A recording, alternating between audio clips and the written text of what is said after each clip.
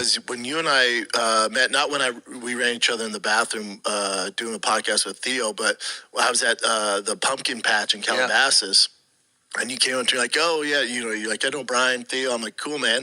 And we were talking about Magic Mind. You're like, you drink coffee? I'm like, I drink coffee. I take too much Adderall. And you're like, yeah, man, this can help you out. Kratom is people take Kratom and have no feel-free shots. They didn't. I was doing all that. Dude, Kratom is, and again, this is like a 10-second Google, just like, what are the downsides of Kratom? It's an opiate-like substance that incredible withdrawal. And the sad thing is, people will sell Kratom products to addicts, telling them that, like, hey, this will get you off of that. Yep. And it's just getting them off of one thing, getting them on doing another thing. It's really but just so you're aware, never been healthier. I drink maybe half a cup of coffee every morning, maybe a cup, but usually half a cup. Never alcohol. No Adderall, no alcohol. Dude, more energy than ever. All the baseball dads, you were saying how employees back in the day were like, man, how do you have so much energy? The number one question I get at the baseball field is like, dude, you have so much energy all the time. I'm like, yeah, man. Is it Magic Mind Max? Do you drink Max Magic Mind Max every morning. It's for your size. Talking Adderall, espresso shots, coffee throughout the day. Just bad stuff, man. You are looking really good. Never been better. And leaner. Maybe that's the move to Austin too. I would love to. I'm sure everybody asks you this, but I haven't heard in the episodes that I've heard. On a scale of 1 to 10, how has the move been to Austin? Now on the other side. And why that number? I'll quote Rogan. Like he told me, he said, when I was like scared to move, I was talking to him. He's like, dude, this is how it's going to go. And 3 months, you're going to call me and say, man, I can't believe I didn't do this sooner. And I called him probably 2 months after and told him that. Yeah. Because how long did you think about it, dance in your head to whether you should do it or not? The fires really affected us. And when they dropped us, and then crime was picking up, my kid's school was getting weird. Probably, I mean, we thought about it during the pandemic, but it just wasn't the time. You were the one who brought it up. Yeah. But How did you think about it for 2 years? I was on and off. No, I just kind of was like, he said it, and I was like, it's such a pain in the ass, first of all, traveling from LA all over the country. It's like the worst. LAX sucks. The fires pissed me off. My biggest thing is, what else are we going to do? Yeah. You want to just keep doing the same thing here in LA to what, man? We needed a change. Yeah. And the mothership's here, but it's been, I don't care. I mean, for me, it's about my kids. I don't really give a fuck about geography, to be completely honest with you. Like, I'm too old to care about how I feel about things. I really am. I don't give a fuck about how I feel. I care about my kids. I care about my 7 dependents. If they're good, I'm good. So for me, it took, I'll be honest, it took like a month or two, probably a little depression, like, I kind of fucked up. But my kids, I mean, who I was most worried about, in one day, their lives got better. That literally, in the neighborhood we moved in, they have friends. They're on bikes. They're riding around the neighborhood. They had instant friends, like best friends. They just stayed the night there the other night, which I don't usually allow sleepovers.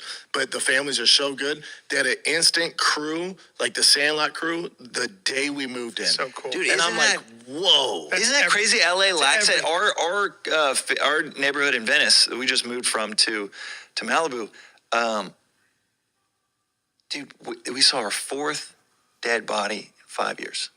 Not when you think of it. When you start telling people you live in Cali. 4 dead bodies. No, but I'm also not the guy that moves to Austin and shits on LA. There's a lot of great things about LA that, and this is something else. I think the girl from Poppy Alice tells us, when we first moved here, we became friends with her instantly. She goes, listen, LA's great.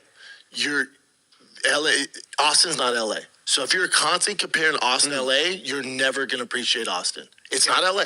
LA has great restaurants. They have all this stuff. It's not LA. It's different. No place can compete with LA. Weather, the creativity, ocean, Dude, I knew when I was right in Venice during COVID.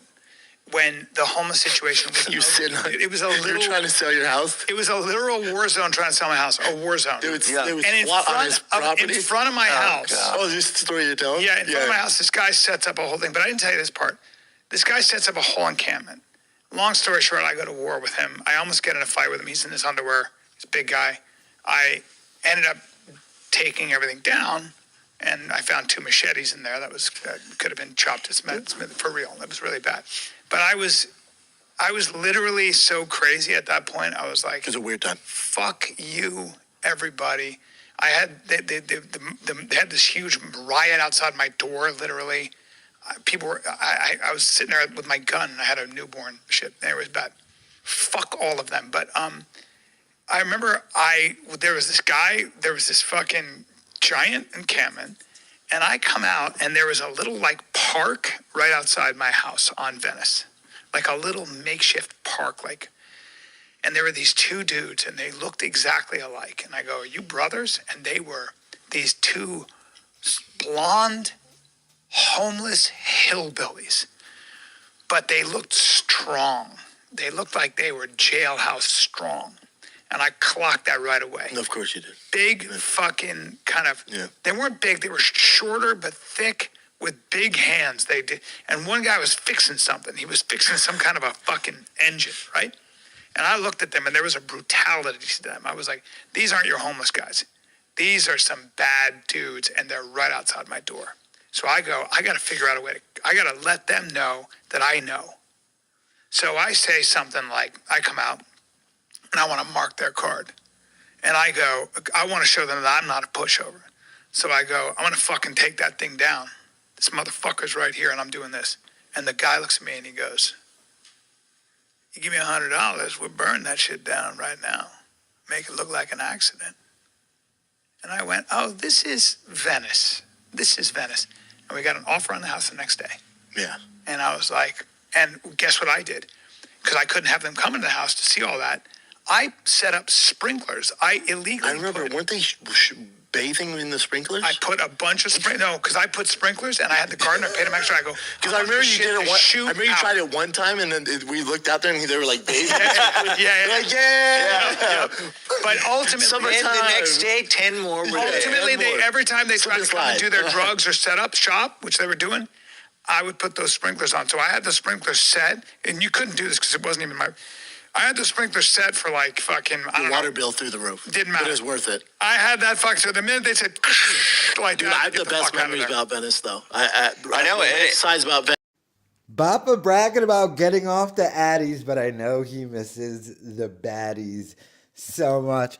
So I love how Bryan Callen just basically admitted he hates living in Texas, and that, you know, I don't care about me and how I feel. It's about everyone around me, basically saying, ugh, why am I in Texas? I miss Los Angeles. Because he didn't get the bump he thought he was. He thought, hey, I'm going to be performing at the Comedy Mothership. Maybe the podcast will take off because we'll be in the Rogan sphere even more. And none of it happened. And he basically just admitted that he's doing it for the check Bappa pays him. By the way, Callen said he has 7 dependents. I'm trying to think. Ex-wife. Didn't he only have 2 kids with the ex-wife? New wife. New kid. Maybe, did he have 2 new kids? But still, there would still be, where's the extra 2 dependents coming from? I don't know. But they had on the Magic Mind guy. The people wondering who they had on. This was their Patreon episode here. But I just love the fact that Cal is just like, yeah, kind of hate my life right now, my professional life, and I'm sitting in a storage unit with this idiot, and we actually have a guest on in a storage unit that smells like gas, because not only does this dummy have cars, but he's got the loudest, most exhaust fume exploding cars ever. I don't even know what I was trying to say there. But yeah, Callen is not happy there. But let me know your thoughts in the comments.